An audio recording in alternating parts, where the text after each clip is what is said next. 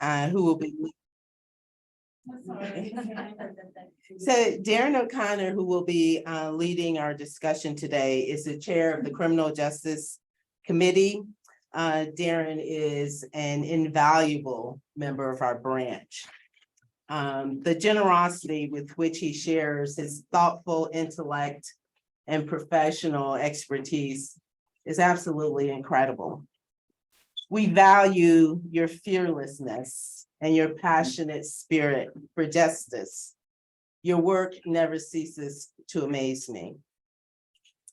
As most of you know, the Vera Institute of Justice has completed its more than 2-year data analysis that looks at sentencing results for our DA's office. And I must say that the results are exceptionally troubling. Although Black people are less than 1% of Boulder's population, the historic roots of systemic racism in the justice system is alive and well right here in Boulder. And as you also know, district attorneys and state attorneys play a significant role in the creation and perpetuation of our mass incarceration system and its impact on Blacks and other people of color. Too often, prosecutors' success is measured by the number of convictions and the length of sentencing they deliver, instead of their impact on safety.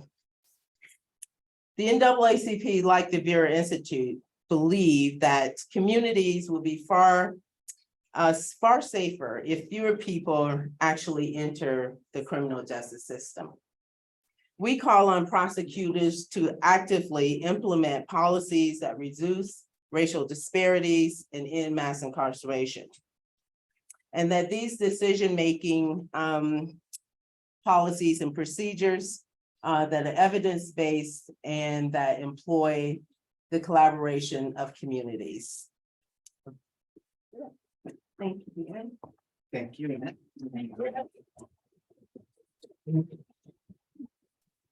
So much gratitude to President James, who I have the pleasure of working with quite often in the NAACP, and she's a force of nature. She's a force of good, and is always seeking justice, which is what the DA's office and the criminal justice system is supposed to be doing.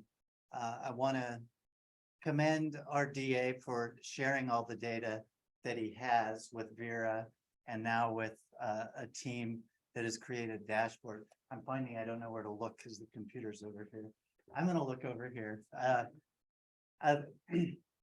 The DA has shared not only his data with Vera a few years ago, which resulted in a presentation that they've made that's available online. I believe we have the link at the end. And if you haven't seen it, it's very much worth your time.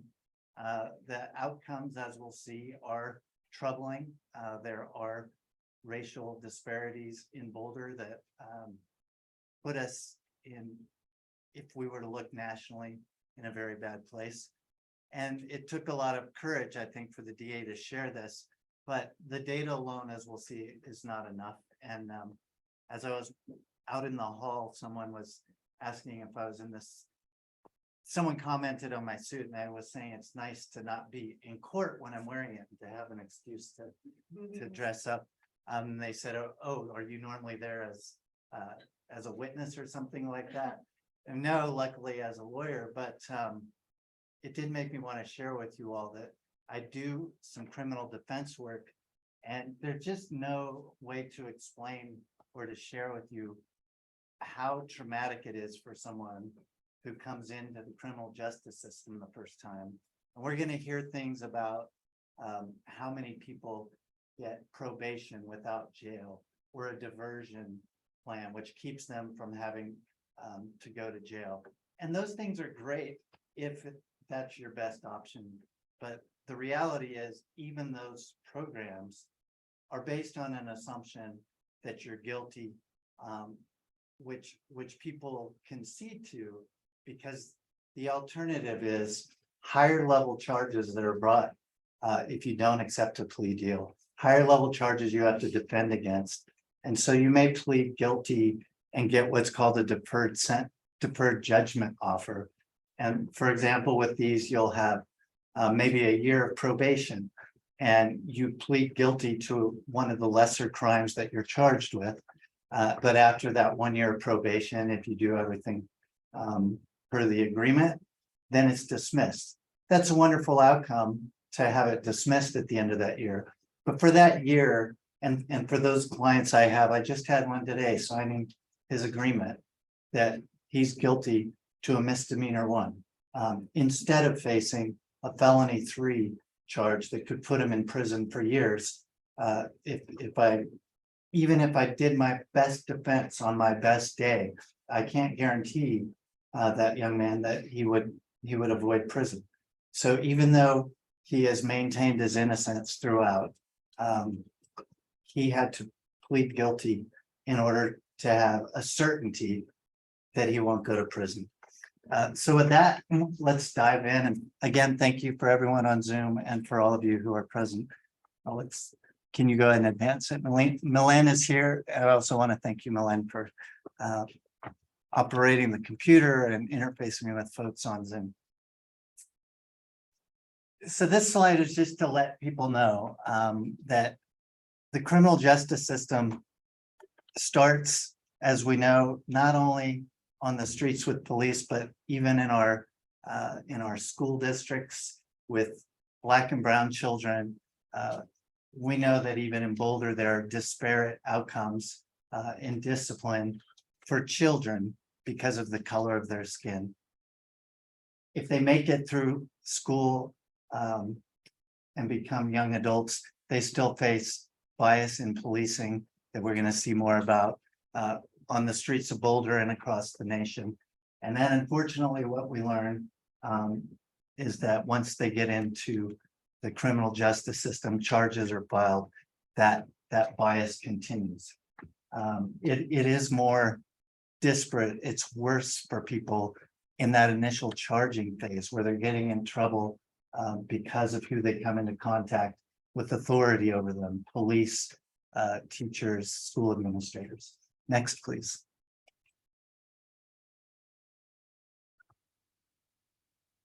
All right.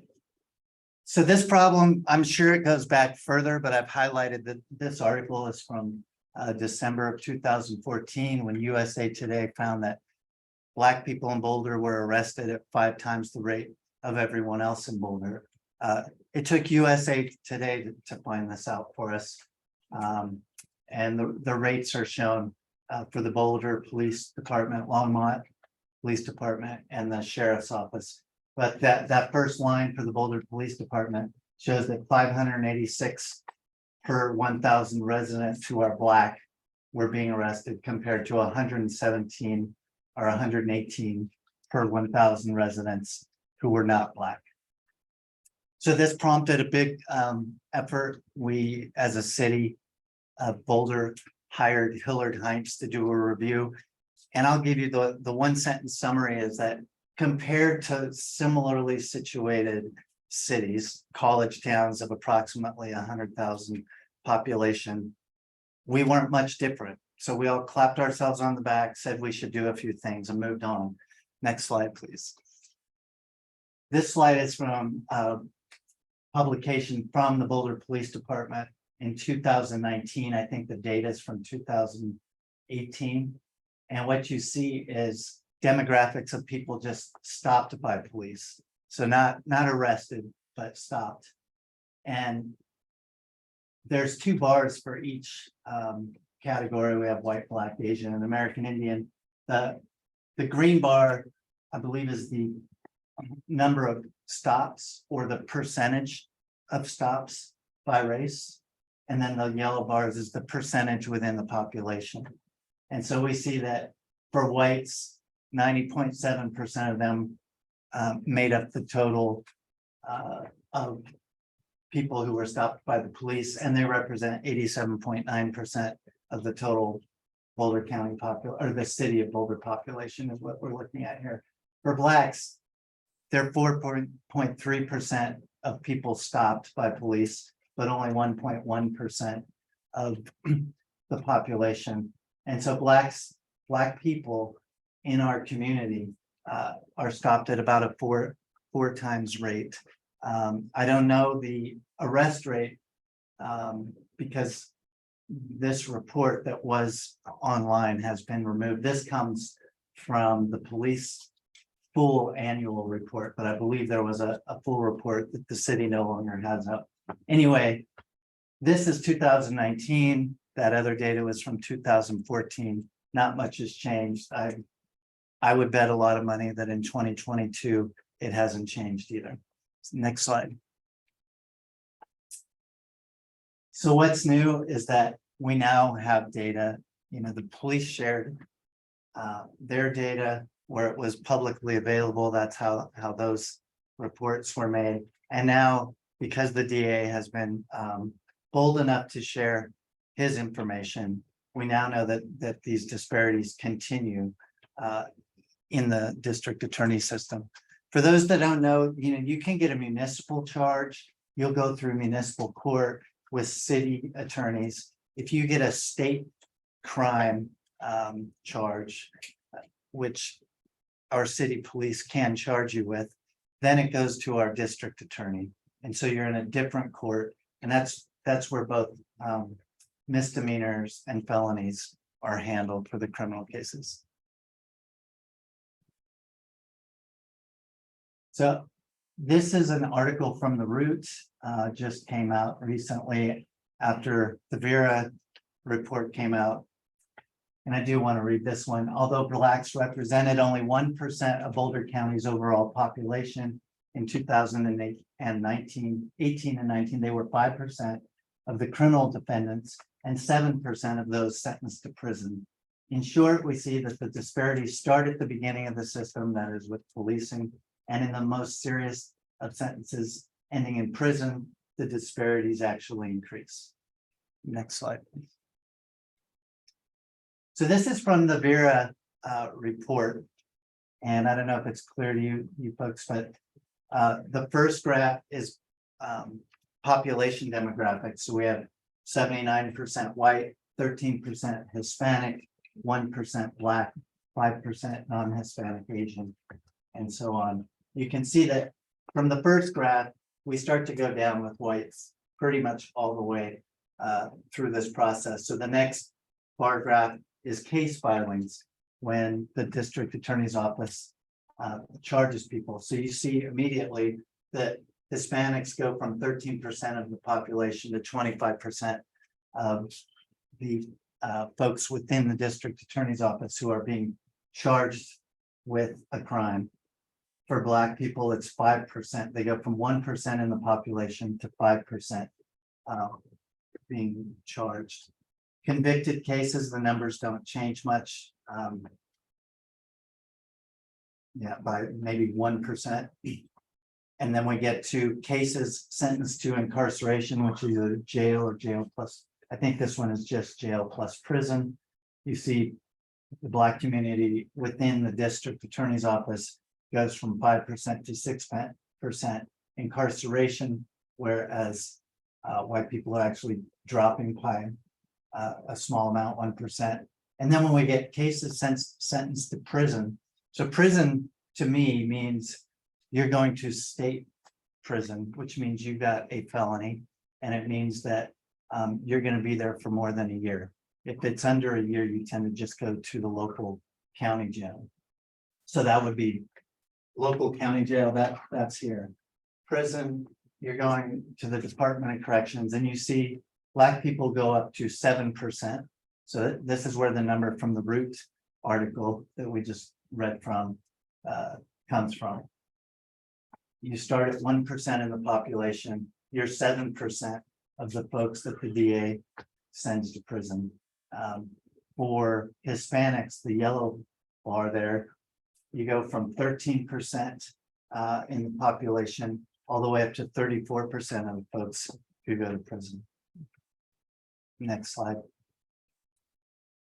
This is a breakdown, also in the Vera report, of outcomes by race and ethnicity. And so the top line is is white people in our community, in the community that is within the DA prosecution system. So 4% of them get prison. Hispanic people, it's 5%, non-Hispanic Black, it's 6%. We look at the next color bar, for whites, 22% of them get jail only, 18% of Hispanic folks, and then 31% of Black folks. Can you go back? Right. So all of the red, and then you get to jail with probation are these smaller bars, they're pretty similar.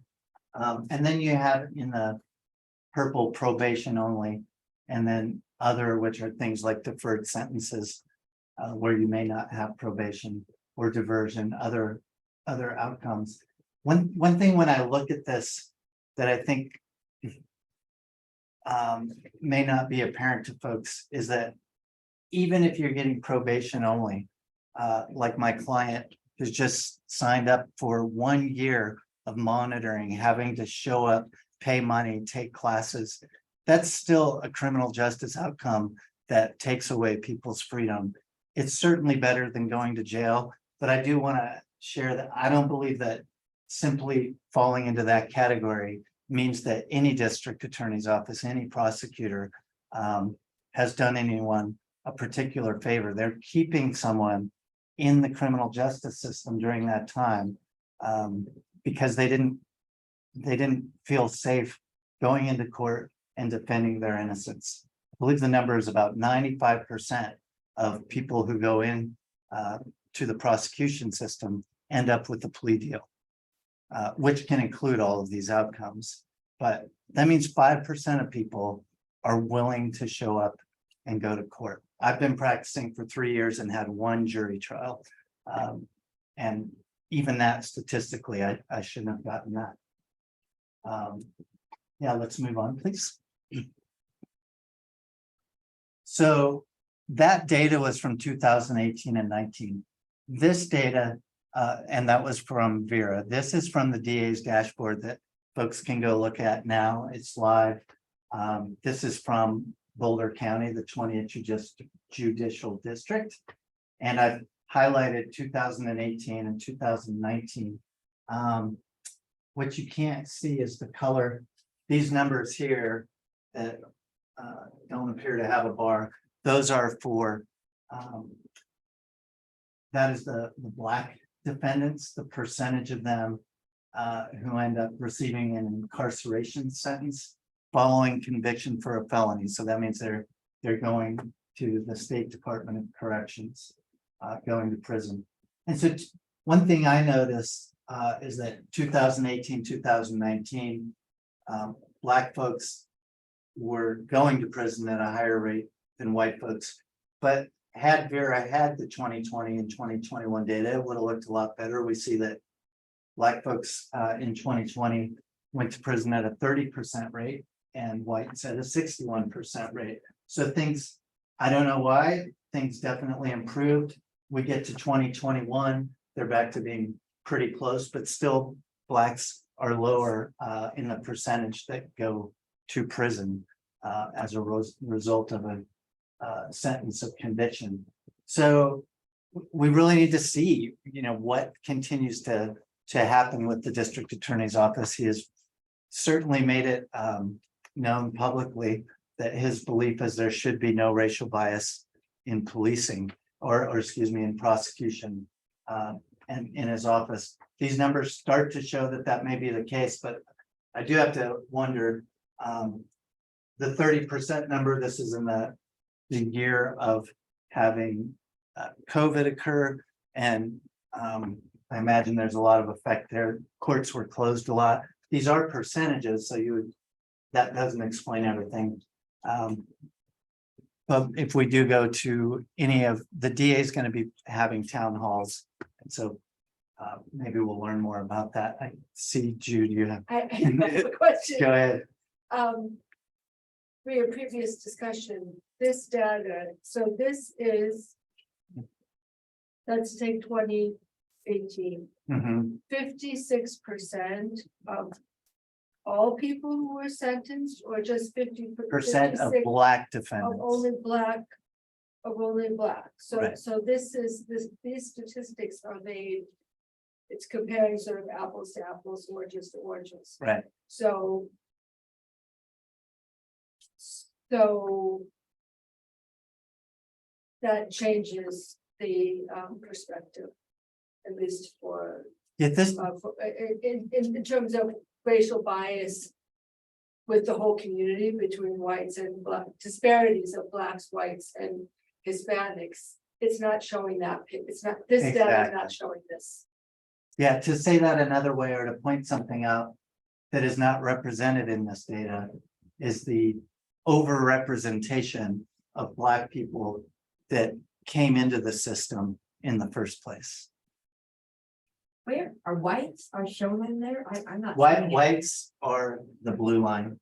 The white is blue, then where's the black? Where's the black? The white. There's a You white can't really line? see the bar, but where you see these Oh, numbers above the blue Number bar, Okay, I'm getting it. right? And then if we, so. As we go to the next slide, remember. The black defendants did go down in 2020, back to kind of close to normal. I will acknowledge less than whites in 2021, but now let's go to the next slide with the results for Hispanic folks. And we see kind of a monotonically increasing, meaning every year, the percentage of Hispanic people increases until 2021. 2022, we haven't finished the year yet, but it's back down to something approaching.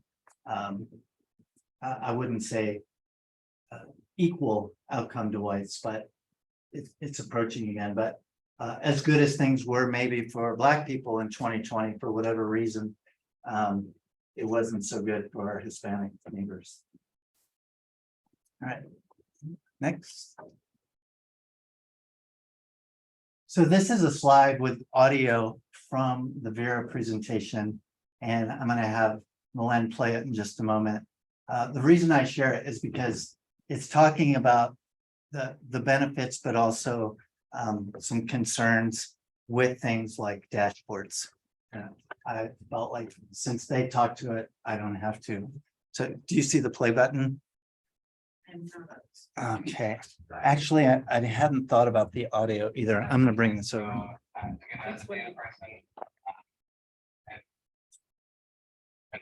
About what are the ways that we can kind of use data to Yeah, help it's not people bad. learn more about their jurisdiction and their community. And so there's multiple ways to do that. Some form of data, such as dashboards, are useful in kind of looking at overall trends and outcomes at a large level of the system. And one thing that thing in dashboards is like the people component. And so I kind of refer to that as the empathy gap, where we can kind of think about how additional forms of data transparency may kind of more directly show the people behind the numbers. Sorry, that didn't work out so well for people that are here. It's basically that data is helpful. It gets you a high level view, but it doesn't tell you, the individual stories. And I talked earlier about folks who end up in those categories of taking plea deals and maybe getting probation only. In some of those cases, and I have a specific example of a client that Dan Williams, who is here with me today, is with us today. He and I represented. He came into the criminal justice system because an officer, in our view, unlawfully arrested him. And what happened is he was able to go through a diversion program and not have to go to jail and have his charge dismissed. But what we learned and what I tried to share with the district attorney before the charges were brought was that the officer who arrested and injured our client tried to share that this was a pattern and practice for this officer, and he was constantly defended by the police and by the city attorney, and that our DA could have been the first one. And I shared this with him. You could be the first one You're the only one in this city and county who can stand up to that officer's brutality. And we subsequently learned, because our client was willing to push in a settlement agreement to get data on use of force for all the officers aggregated, so that we could look month to month at officer use of force and compare it to this officer who had harmed our client during the arrest. And it turned out he was using force on average about 10 times the average officer in Boulder.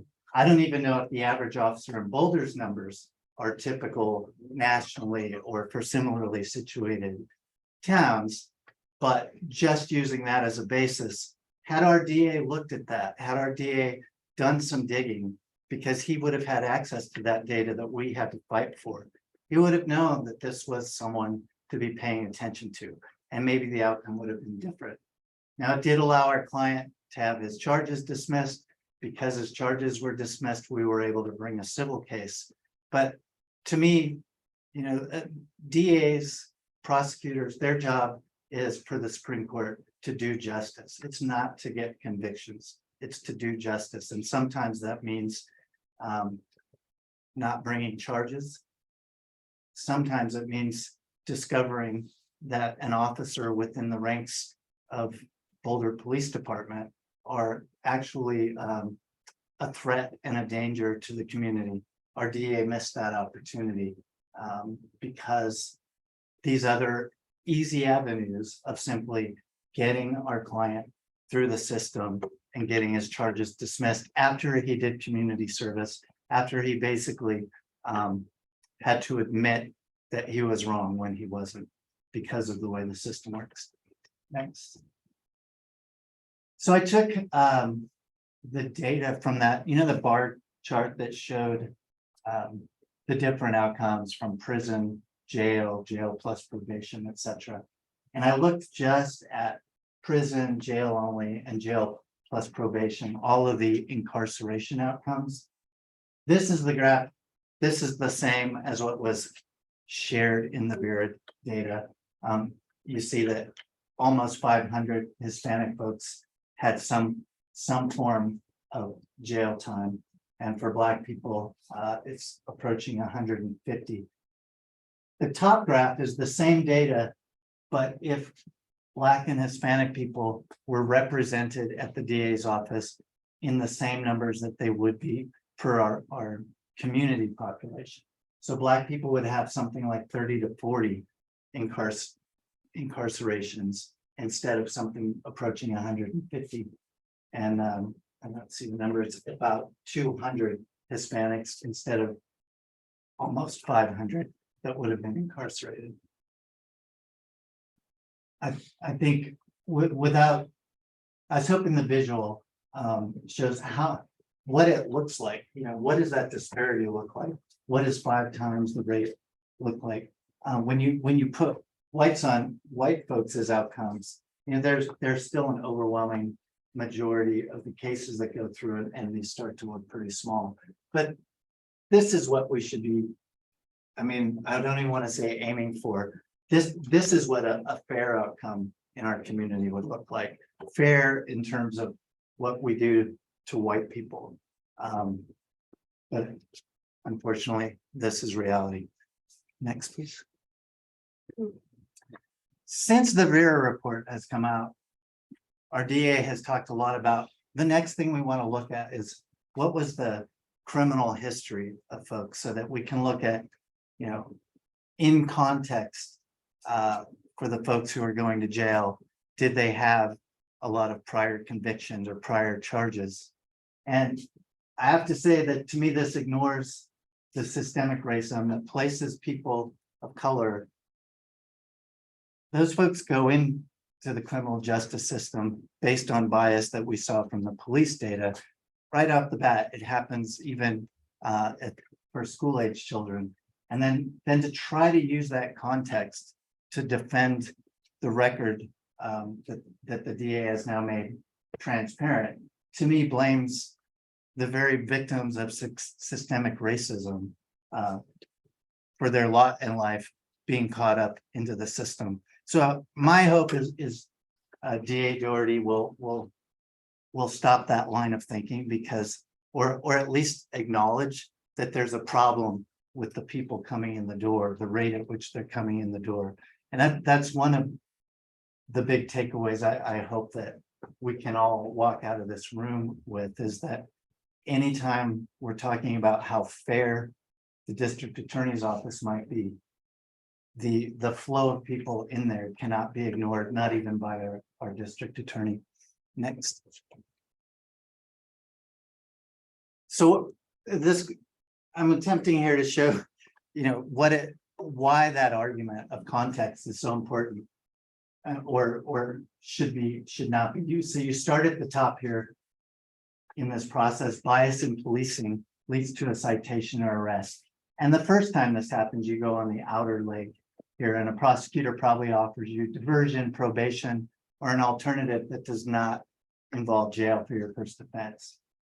But then bias in policing, if you're black for the same black person, leads to probably more likely than for white people, another citation arrest. Now the prosecutor, based on your criminal history, seeks and obtains more likely a jail sentence. The black person or anyone who's gone through that cycle with a criminal record now struggles to find employment, faces increased of arrest, and by the DA's own sharing, is highly likely to be someone who, I don't know the verb for recidivates, maybe that's it. Recidivism occurs, meaning they get caught back in the system. The DA seeks to use the criminal history to defend racial bias in prosecution data. That's why we're talking about it.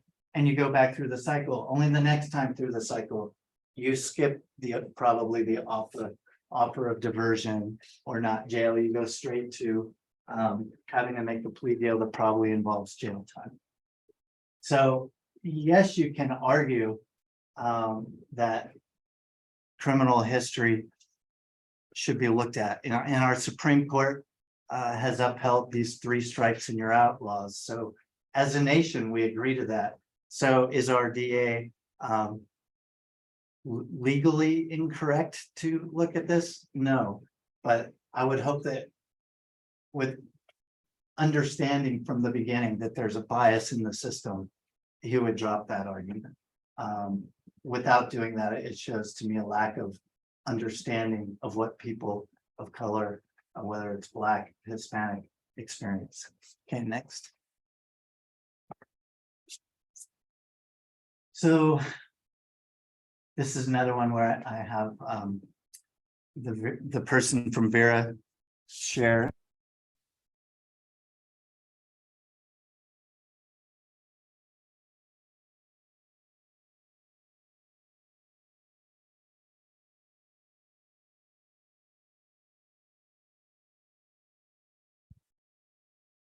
Go ahead. So now let's focus on Colorado and Boulder County, looking at one racial disparity in particular, the Latinx white incarceration disparity. So this is looking at prison incarceration. The US average for Latinx white disparities when it comes to prison incarceration is 1.3, meaning that Latinx people are sentenced to prison at a rate 1.3 times the rate that white people are sentenced to prison across the country. So just a general question, I like to pose this, but for the sake of this presentation, I'll kind of spoil it for you. Is Colorado above or below the national average? We see that Colorado is indeed above the national average. The rate increases to 2.2 times, meaning Latinx folks in Colorado are imprisoned, are sentenced to prison at a rate 2.2 times the rate that white residents of Colorado are. So then the next question is, how does Boulder County fare compared to Colorado average? And we calculated the Latinx white prison incarceration sentencing disparity in 2019 and found that the disparity in Boulder County is higher than the state average. If Boulder County was a state, it would rank 4th in the nation. So if Boulder County was a state, we would be the 4th worst at putting Latinx people into prison, Department of Corrections. We'd be the 4th worst state in the country Coincidentally behind New York, where our district attorney is from. Next, please. Could you guys hear enough of that, or did it make sense? Okay. Karen, what was the number? 2.7. So it's 1.3 nationally, 2.2 for the state of Colorado, and 2.7 for Boulder. So a couple of years ago, this article came out in the Washington Post, looking at a data set, 67,553 cases of people who came into, I believe it was Suffolk County, in Massachusetts. And what they found is that for those folks with nonviolent misdemeanors who their charges were dismissed, they actually had, and I'll just read it, within 2 years, there was a decrease in likelihood of the people who had their case dismissed of 58% that they would commit another crime. And the number of new criminal complaints for that same group decreased by 69%. So 58% is a reduction in arrests, 69% is the reduction in criminal complaints that were brought. So in 2019, that same county decided they had a new district attorney who decided, I don't know if it was based on this data, but for whatever reason, they were going to lower the number of prosecutions of misdemeanors by 15 to 20%. And when the Washington Post journalists did the analysis, they saw that for those people during that time period, the numbers came out even better, meaning people with nonviolent misdemeanor charges who had those cases dismissed had a much greater likelihood than those who were charged and prosecuted of not committing another crime, not getting arrested again. I don't know, it seems counterintuitive to me in some ways, but in the other, you have to know, once you go into the criminal justice system, what happens to you? You have a record, you have trouble getting a job, you have trouble getting housing. Maybe you become homeless. The DA's data in the Vera report shows horrible numbers, for prosecution and outcomes for people who are homeless. And the first one of the big things that leads, not a leading factor, but one of the big things that leads to homelessness is not being able to get housing. And when you're in a competitive market like Boulder, anything on your record, whether it's an eviction or a crime, makes it incredibly hard to compete with the 10 other people trying, or 100 in some cases, trying to get the same apartment. All right. If you're interested in the article, I've got the link. We'll be sharing this slide deck in the video later. Vera actually used this data to make a recommendation. Next slide, please. All those numbers that you see in there are reflected in Vera's slide, talking about the same thing. These are ways that Vera is saying our district attorney, if he wants to have improvement in what I think he admits are data that he's not comfortable with, that he wants to make improvements, decreasing misdemeanor charges, which they didn't look at in the Vera report, is a way to do that. And he hasn't committed to it, but I'm hopeful that this will be, as they say, low-hanging fruit for him to grasp onto. And it's an easy way for us in the community to monitor what his commitment to real change will look like. Next slide. So that's it.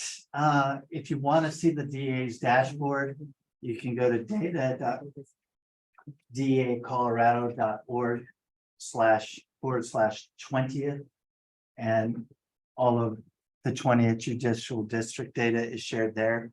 I believe if you take the 20th off, you'll see all of the district attorney's offices that have shared their data, and you can do comparisons with other jurisdictions.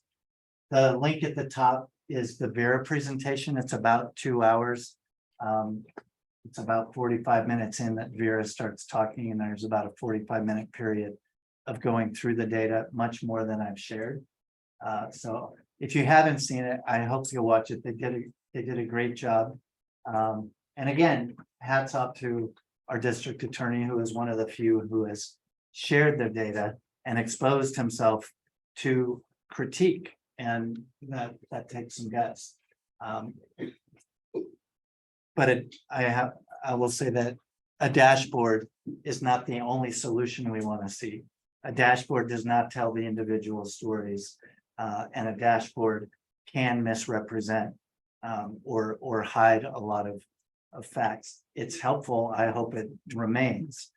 So don't get me wrong. I'm glad it's there, but it takes more than just looking at the graph that shows, oh, well, blacks and whites are approximately getting sentenced to prison at the same rate, so things must be all right. That is not, that's not a truth. You know, for me,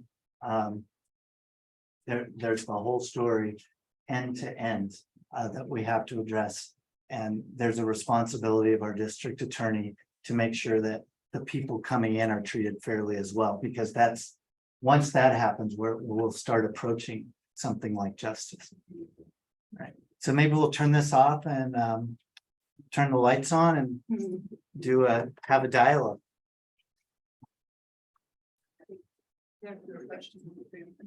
All right. So I've got one in the room, and then we'll take one from Zoom, and maybe we'll bounce back that way. Well, I was just thinking about your comment that the DA's job is justice, and I'm wondering, since I'm someone who left the legal system for many reasons, but I'm wondering, if isn't it the nature of the legal system that the prosecutor has one point of view and the defense has another, and the judge is supposed to find justice? I'm just bringing that up. I mean, is it really the job of the prosecutor for justice? Well, at the end of the day, the prosecutor suggests a sentence if they get a conviction. Right, And a judge decides what that will be. right. I'm just saying, Yeah, the whole, it might be the nature of the system that is. go ahead, Dan. Just quick, I mean, 95% of cases lead, so I think you're right, it should be that way, but in fact.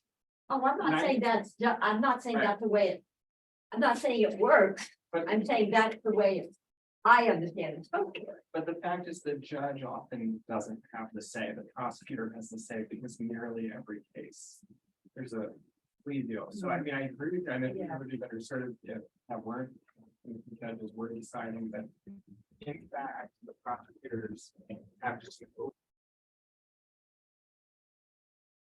Like Darren's client has the choice of going to jail, going to trial, and maybe winning, maybe losing, for taking a plea deal. Where they at least know it's a result is, Right. yeah. 1%. Which say 90. It's about 95%. Yeah. Right, we have a question on Zoom. Yeah, so, and had a question that I'm gonna read. We can get to it. Lesson misdemeanor charges, question mark. Is there any further support or help to the free clients so they can solve some of their life difficulties? From the freed clients.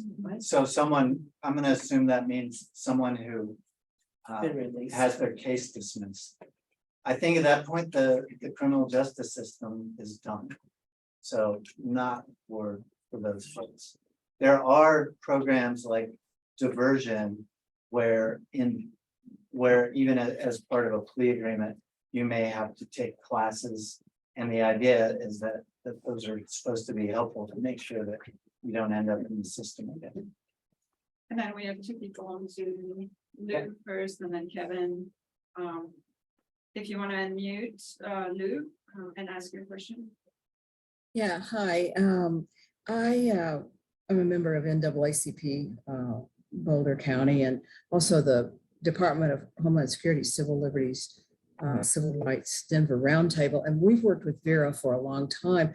So with other projects that they've done, And I just wanted to say that I appreciate Vera's work and all that has been revealed. And now definitely is the time to work with our law enforcement and the DA's office to move forward, eliminating racial disparities. I've been lobbying for advocating for a person of color who's in the system now, and have recently had some conversations with DA Daugherty, and he is working on many of the things that were discussed today. Declination, or whatever the word is, declining cases, and with the things with the levels that we've talked about.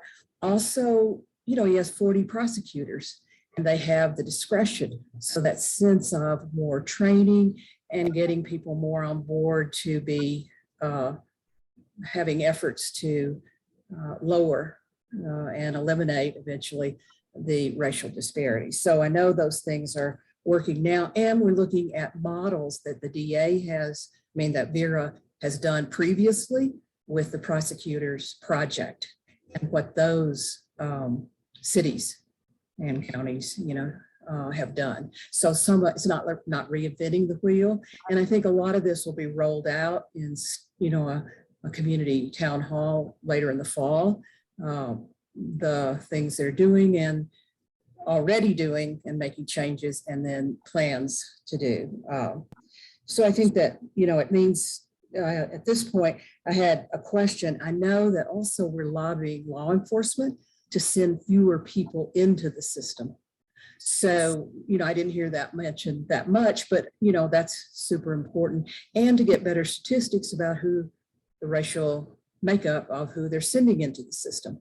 Because sometimes people come in and we don't know, the racial, they're people of color or not. So I think that, all of this is good to look at, and now is the time to move forward in, partnership, and also with good ideas, and looking at, like I said, not having to reinvent the wheel, looking at what other places have done who've previously been involved in the Vera's programs. So, but thank you so much for this program and this presentation. Yeah, Lou, I think you were there at the Jewish Community Center when I challenged the DA on some specific instances. Sammy Lawrence was one that I knew of, where people had different outcomes with similar charges. They had worse outcomes going through the district attorney's office. And admittedly, it was before some that I knew about were prior to DA Daugherty coming. And his statement to me was that he absolutely knew and had the data that showed there was no bias in his office, and he would share that data. And so I'm sharing this because, this offer to partner, that offer to share data has been rescinded. Not officially, he just simply keeps sharing that, well, I've given it to Vera and I've given it to whoever Microsoft is paying to do this analysis that creates the dashboard. But one of the things— University of Denver is working on it. Yeah, and one of the things that the fellow Salik from Vera shared is that the other thing that should happen when he was talking about that you need the personal stories, but these dashboards is that DAs should be it's helpful to be transparent and share the data. We're in a community at Boulder where there are tons of data and analysts out there who can mine that data for new information. And I would think that would be a great next step for actually partnering with the community. Well, I think there's several avenues for data distribution right now. So I'm not sure going back I don't know that they had very good data collection, when the JCC thing was like 4 years ago. So, and also I know the DA is not seeking to use the criminal history of Black people to defend racial bias in the prosecution data. He's been examining it and holding it forward as something to be examined now and move forward from not defending it. It's not defending racial bias, you know? So those kinds of framing it, you know, it's a little different, I think, so. Well, that's an opinion, and my opinion is that if you're going to look at what's their criminal history, you're right back into the bias within the system, which he admits is there.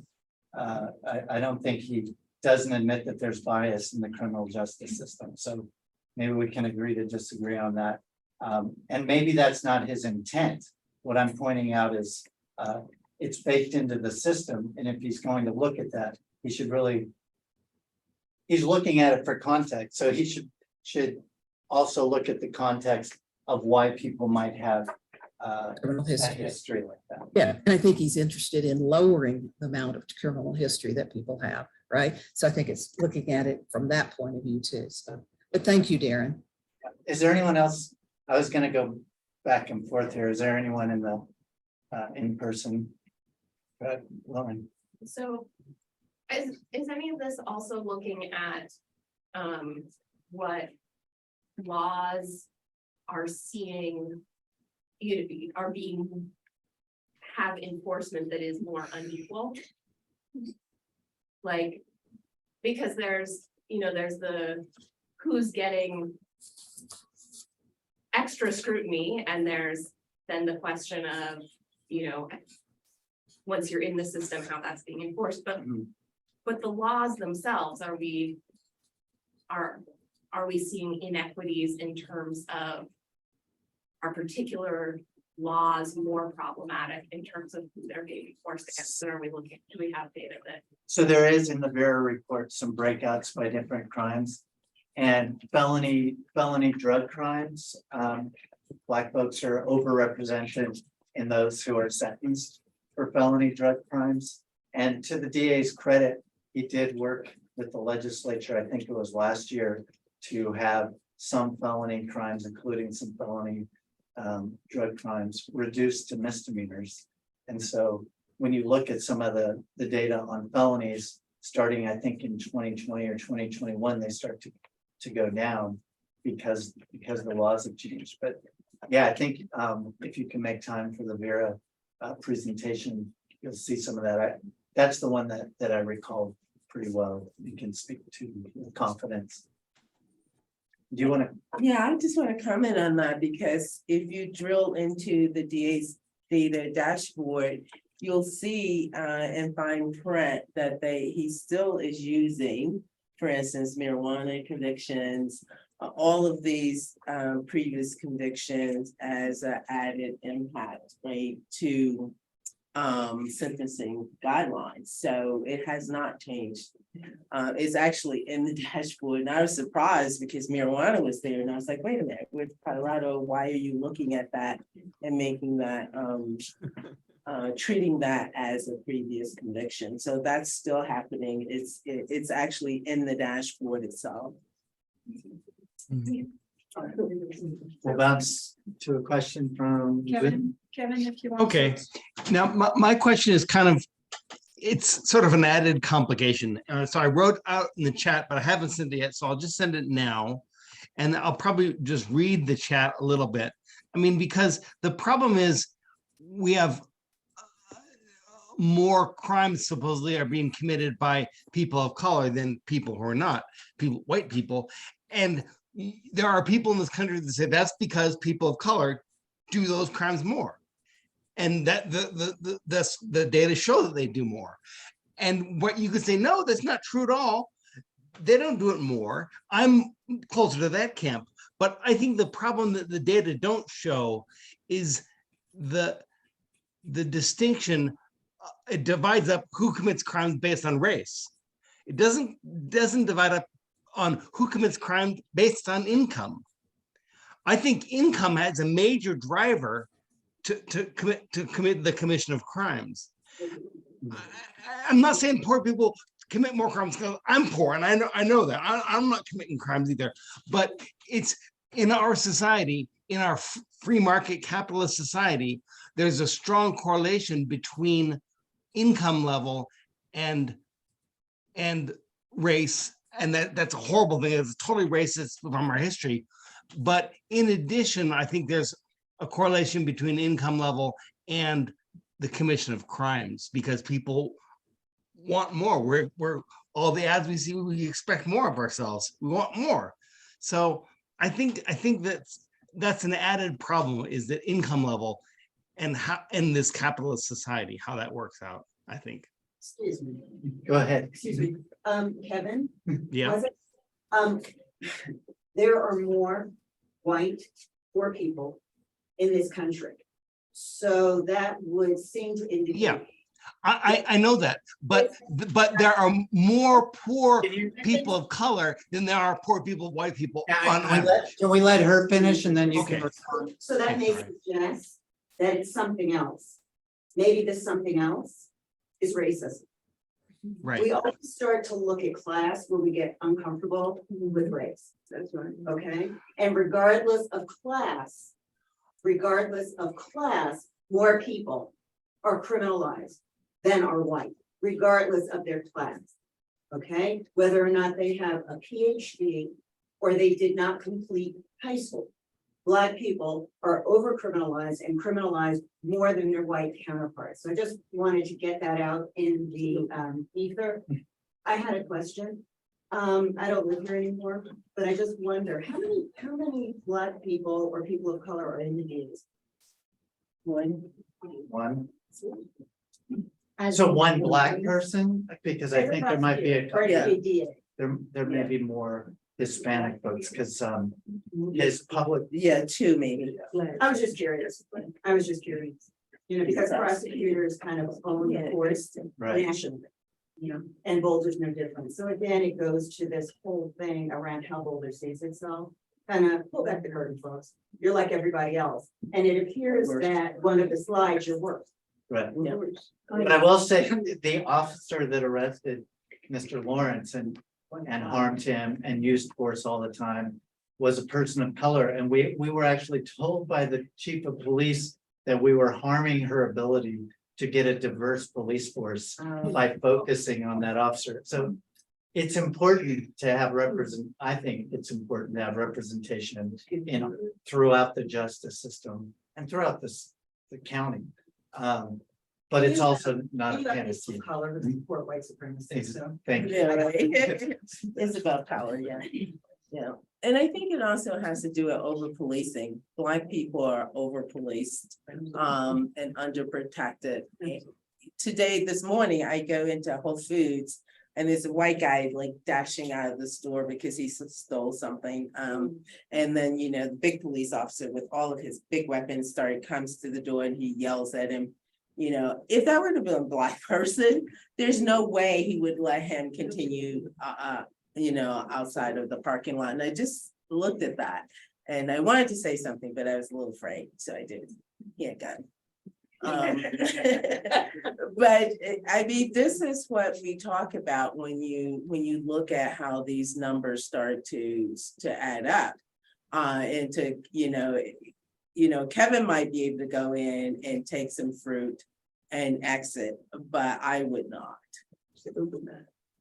You're more likely to be followed around. Well, I'd be followed around and shot if I had exited with something I didn't pay for. One great honey. Yeah, I was thinking about this in light of this presentation too, is that, you know, if an officer parked outside of my home every single day, the odds that I would get some sort of traffic violation ticket, it goes up infinitely, right? I rolled through the stop sign one morning when I'm late. That scrutiny and where we place our attention is where we get people getting tickets. So, you know, to your point, Kevin, because we have scrutiny of Black people, because the data, as you observe, shows that while Black people get charged more, and so that you could have a conclusion that they perform crime more, so then you pay attention more, and it's that circle once again. But did you have anything else to say? Because I wanted to give Dr. Simpson a moment to speak, and then give it back to you if you have anything else. I just wanted to emphasize, it's not that I have no problem with calling the judicial system racist or the policing system. I am totally in with that. And it's not that I'm not trying to, the discussion of racism doesn't make me discomforted. It's that I think that's an additional problem. I think, because I don't believe that race causes people to commit crimes more. I believe that the lack of money causes people. That's the only, it doesn't make sense that a black person, just because they're black, commits crimes more than a white person. But a poor person, at least that would make sense. I can kind of see that why that would happen. I don't know if they committed more or not, but I can see some motivation then. I can't see it through race. That's what I was speaking to. Right, did you understand what Dr. Simpson was talking about, is that, you know, when you look at the population of people who are poor, it's overwhelmingly white, just because of our national. But it's overwhelmingly right because the nature of our societies, but there are a lot higher percentage of black people who are poor than white people. No, they're not. No, no. Are you saying, am I wrong that there is a greater likelihood that you're poor if you're black than if you're white? Kevin, you're wrong. Well, I think maybe what you're trying to say, Kevin, is there's a higher percentage of black people as a population of black people within. Exactly what I'm trying to say. Yes, but And that's true. And I wonder why. It's because we have our racist capitalist system. I have no doubt, I have no problem with that. That's totally true to me. all right, thanks. Go ahead. I mean, I think in some ways, Kevin, I mean, I think one thing that was so shocking to me about the data Darren presented is looking at where Boulder is compared to the rest of the country in terms of sending Hispanic people to prison. So, you know, nationally, it was 1.3 times more than their population. So in Pennsylvania, Pennsylvania is in the average. Whatever the fraction of Pennsylvania is that's Hispanic, they're overrepresented by 1.3%. We're overrepresenting Hispanic people in Boulder County that we send off to prison at 2.7%. So that, you know, unless you think there's something different about Boulder's Hispanic community from the Hispanic community in the rest of the country, and there's not, that's just bias in the system. I mean, so when DA Doherty says to Darren, you know, our office doesn't discriminate, I'm just trying to square that. I mean, maybe there is some answer, but I can't fathom how it is, because there you are controlling for, you know, I mean, you're controlling for the fact that police arrest Hispanic people more than they arrest white people, and that's statistic. It's just in Colorado and Boulder in particular, we send them to prison, and that's just bias in the system. Anyone else from here? Okay. We have Carolyn. Carolyn, do you want to unmute and share your question with us? Hi, everyone. Can you hear me well enough? Yep. Okay, my name is Carolyn, and I recently moved back to Boulder after working in Texas for a while. And I became a member of NAACP, and I'm also involved with Boulder Surge. I too would like to ask a question about wealth, and I hope I'm not reinscribing the misunderstanding that some people seem to have about how that all works. But my question is partly based on experience. So for those who cannot see me, I'm light skinned, I have white privilege. I actually have a PhD, and I was accused of a misdemeanor. I was charged with a misdemeanor in Boulder a couple years ago, and it was dropped in court. But that was a very, very expensive process to reach that goal. And so I was wondering if we could talk about the role of wealth disparities, which are racist, they're structural, in the very disparate outcomes that we start to see later in the process as people are charged and sentenced and so forth. And thanks for the talk and for the discussion. Sure. Well, this reminds me, one of my very first criminal defendants was a young Hispanic person charged in Boulder. We did get a plea offer early on, and it was terrible. I asked / demanded that the DA's office look closely at the evidence, which included video, and they refused to lower the plea offer. I pointed things out in the video. They said they got a team of 5 people to watch it. And then reflected back to me facts that were incorrect from the video. I don't know if they did not watch it. I don't know if they glanced at it so they could say that they'd watched it. But regardless, they got facts wrong that I thought were very important. And it wasn't until just a few days before trial that I believe they did their investigation. They talked to one of the alleged victims who had assaulted my client and offered a plea deal that, I mean, they in fact asked me what plea deal would we accept. We got then a fair plea deal. And it goes to your question comment in that my client had to spend a lot of money to go all the way to 3 days before trial in order to finally get her plea offer. And an amazing amount of stress on her part. I was going to say on my part, but because that's true too. You know, having to go defend someone, knowing that if they're found guilty, they could be going to jail is it's horrible for them. It's hard for prosecutors or for people in criminal defense. I have another case right now, the one that my client just signed their plea agreement in another county. They did their investigation within weeks, had a dialogue with me. Their first plea offer was poor, but they did more investigation and came back with, in terms of a plea agreement, as fair as that can be, what I would consider the best we were going to get. They did that within about 5 weeks.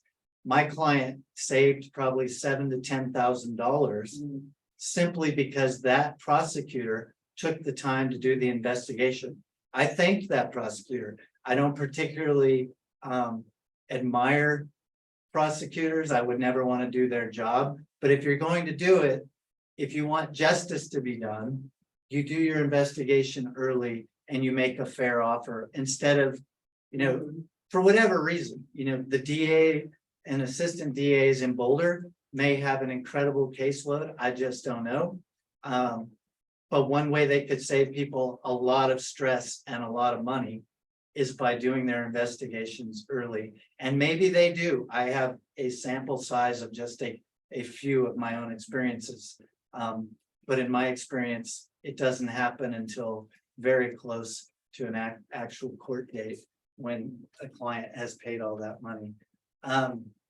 There is data on the dashboard about outcomes related to whether you have a public defender or if you pay for a private defense. And I believe in Boulder, you do better. But if you look through all the dashboards, I would have expected that it comes out better, at least only because private defense attorneys have more time and they're getting paid and they're paying attention.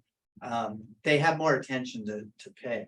But I tell clients all the time, if they can get a public defender, that look, it's going to be scarier because that public defender will barely talk to you throughout the process because they have, in some cases, 200 to 300 clients. I don't know if that's here, but I represented a prosecutor who told me she had all told 500 or 600 cases she was prosecuting. Same is true with public defenders. It's usually more, is my understanding. So they're not talking to you. It's a terrifying proposition.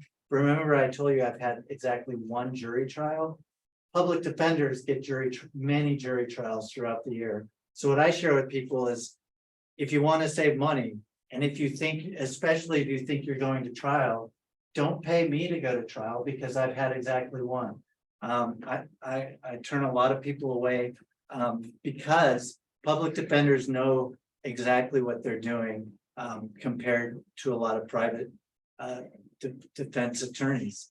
So if you make under the threshold, and I don't know what that amount is, you can get a public defender. The minute you're over that threshold, and I guarantee you still don't have $10,000 to $20,000 to spend on an attorney, then you're in the position that Carolyn's talking about, which is you're going to spend a lot of money. I mean, the numbers I'm throwing out, I'm a pretty low cost attorney. I know some friends of mine do defense, they charge $20,000 from the outset and say, I'll do the whole case for that.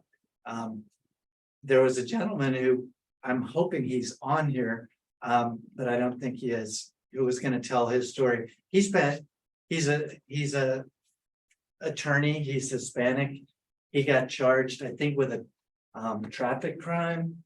Other things happened. He spent almost $100,000 defending himself in Boulder. I wanted to tell the story, but I'm not sure he's here, but that's the kind of dollars you can spend if you're paying, the highest price, I assume, a high-priced criminal defense attorney, and you're absolutely gonna fight it tooth and nail all the way to the end. That gentleman took the plea deal to avoid having a charge because he's a defense contractor. He's an attorney.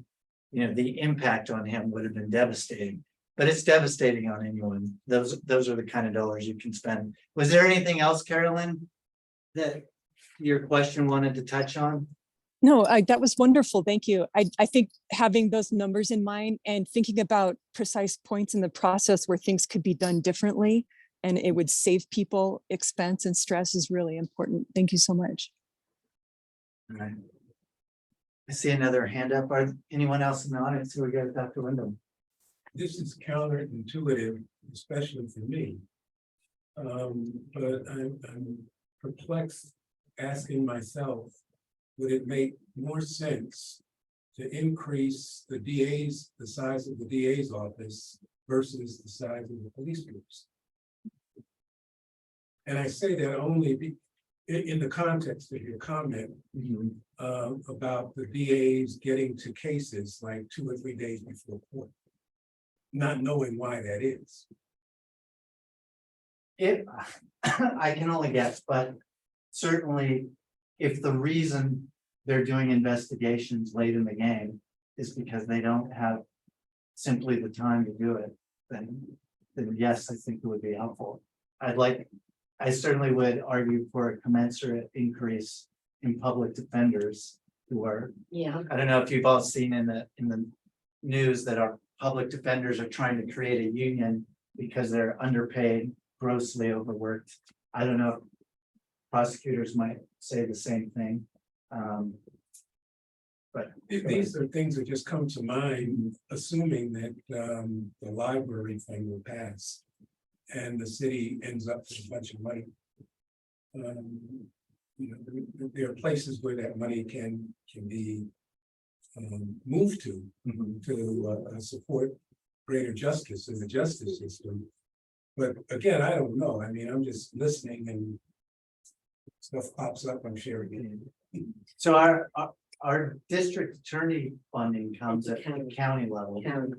And our city often takes money, and when they see a problem in homelessness or people with mental health or addiction issues, they hire more police. Right now, we're in the odd position that our chief of police is out sharing that she's down 29 officers. She has the budget for 29 officers and she can't find any officers. And she says that George Floyd, the incident with George Floyd is a big reason because people don't want to be taking a job that puts them in a position for whatever reason. I'm editorializing. I think it's because you can't get away with murder. That is something I wasn't going to say. Thank you. I have to say, it's comments like that, it's the knowledge that Dr. Simpson shared. We're always better off having community conversations. It's why I love being in the NAACP. I don't know what it's like to be a Black person and have to worry about what the police are going to do to me. I used to film the police and I was scared doing it, but I never thought that my rights would be violated. I just knew I had to be, not break any laws while I was doing it. And then you look at Sammy Lawrence, who got arrested for filming the police. He was doing exactly what I do. I would not have been arrested. I just guarantee you that, because I've been surrounded by a dozen police telling me I was in the wrong and stood there and asserted my rights. And they knew who I was, but they knew that I would have the privilege, the resources, the connections to make sure if they did anything wrong, that I would be able to hold them to account. They don't see that, but I'm going off track. What I want to share is that joining the NAACP, joining a community of people where you can learn firsthand from folks. There's no substitute for it. And I'll be learning for the rest of my life what those differences are. And it gives you a chance to do work to try to bridge that equity divide. And that equity divide, there's so much packed into that phrase, right? Let's see, we have another question. Yeah, Anne, if you want to unmute and ask your question. Yeah, it's just so powerful, hearing and realizing again and again the terrible stress that gets into people's lives when they get into the stopped by the police even for something. And I'm thinking about this STAR program. You haven't been able to talk about this today, I guess, but what's happening in Denver, that the police there are loving it. And so are the people who live in Denver, that when there's a call for a crisis situation, police do not go. And instead they're sending helper people who can help the people in the crisis try to work things through. I'm so hoping we can get that here in Boulder. I understand there's a lot of pushback, like, oh no, we've always got to send a cop along, of course. And if she's short 29 officers, maybe this is a wonderful way to help our police chief say, come on, for a crisis, you don't send one of your short-staffed officers, you send helpers. And I just was going on in my head to what you've talked about earlier, that if there's someone charged with a misdemeanor and then that's just dropped, okay, the data show they're much less likely to commit a crime, it's over. And I'm wondering if instead of over, people who have been charged, they've been taken by a police officer and said, you did something wrong, and then it's dropped. But maybe that person needs to be offered, look, can we talk about your situation? Are there things that could be done to help you in your life? Maybe there's a class or something like you mentioned. So instead of dropping people and saying the data looks great, how about offering help to everybody? So a couple of things. First, we have at least 3 people in the room who can talk better to the STAR program than I can. I'm going to offer it to 2 of our council members who are here. Do either of you want to talk about that? I know there's money budgeted for it, so. And Yeah, no, so we do have money in the budget for that for this next year in 2023. So it's something that Boulder will be starting up, this mental health kind of first responder program, where we're sending out people who are not police officers to mental health crises. There's been kind of a co-responder model in existence for a while, where folks have kind of gone out. I've heard our police chief say that she does feel like officers should be there in every case. And I think the STAR program is going to show, or the STAR-like program is going to show that we don't actually need to have that. A lot of things can be handled without the police there. So what is that, a $950,000 budget for next year? Is what I'm remembering. Like 750,000, I was thinking. I think it was higher, but regardless, it's going to be started.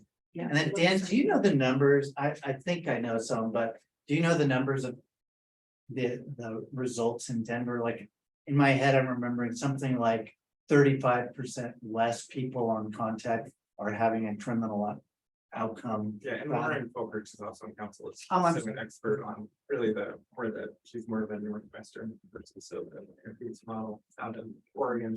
That program's interesting because they divert 20% of the police calls, so I don't. In Denver, or you No, mean the one in in Eugene? Eugene. Okay. So when Boulder was talking about it, I think the police chief said she would be comfortable with 3% at some point, but it seems like 20% is not that hard to do. And of those 20%, they call for police assistance 1% of the time, so 99% of those 20% don't require police at all. Denver, they just did some university or other just did a study. And what they found is, it reduced arrests. So if you send a star or a mental health worker and maybe a paramedic out, it reduced arrests by 35%. So you can imagine if a police officer comes out and someone's in mental health distress, you can usually find a reason to arrest them, even though it's unnecessary, like assaulting a police officer. It's, Darren, I've seen that's a very normal charge, people would get with circumstance like that. But if you send a mental health worker and a paramedic, no one's getting charged with assaulting anybody in that case. So it reduced arrests by about 35%. And I'm so sorry, Lauren. My apologies. I think one thing I might add is, having the program is not enough. The implementation of it will be really crucial. Right now, even though we have a co-responder team, you cannot call and request the co-responder team. The police department will send a non-co-responder team first to make the determination of if a co-responder team is appropriate. And so That's overkill. that, we have a long way to go, but I think that we have, budget for doing some good things, and we'll be working to make sure that they're enacted. Well, it's really troubling that our chief of police is so resistant to this. Whenever. I don't know if there's models out there that have failed, but Cahoots in Eugene, Oregon has been incredibly successful. It's been successful in Denver. I don't think that the police in Denver are as happy about it as and you may believe if you read about it, they've had some conflict, but the result is what matters, right? The result is people showing up without guns and badges and fear for their life, and with some skills at de-escalation and dealing with people with mental health issues. It's a no-brainer to me, and the fact that our chief of police isn't embracing this is troubling. Did I see a hand raised? No. Okay. Actually, I'm going to make too, is that when we, this is Milan with Boulder Surge. When we first started looking into it, before the NAACP did, we had an interview with social workers working with this program. And one of the things that the social workers were saying is that they like the police to be with them. And I would point to the fact that they were white, they were a little bit older, and they have a lot of white supremacy in them, where the police is absolutely, their savior. And so we also have to look at the fact that when we do this kind of program, we have to make sure that we have social workers who are have done some DEI training at the very least, and are diverse as well to respond to those situations. Excellent. So that's also something that I would really encourage Boulder to look into, because otherwise we're going to have social workers who are saying, no, we need the police with us because they are trained to be afraid and Yeah. to go to the police. Yes. Well, we're right at 4:30. Does anyone have one burning last question or comment? Go ahead.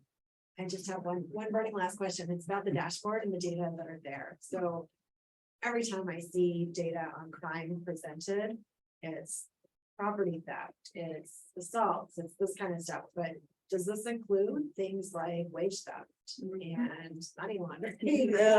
Basically, I don't think so, but I wanted to ask. So I'm trying to remember what it's called when the police take people's valuables. That to me is a crime that can't be overstated, because it's very, very hard to get your assets back. But no, there's nothing about that.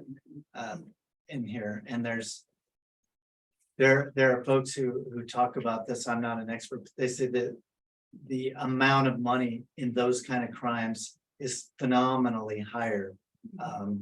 The amount that people get robbed or not paid for their wages is way higher than what property crime theft leads to, but no, I don't think it's in the dashboard. Well, thanks everyone for coming, for the great questions and thoughts. Thank you. Thanks everyone in Zoom land for joining us. Have a great rest of your Saturday. Great job, Darren. Thanks. I'll be there for a short period.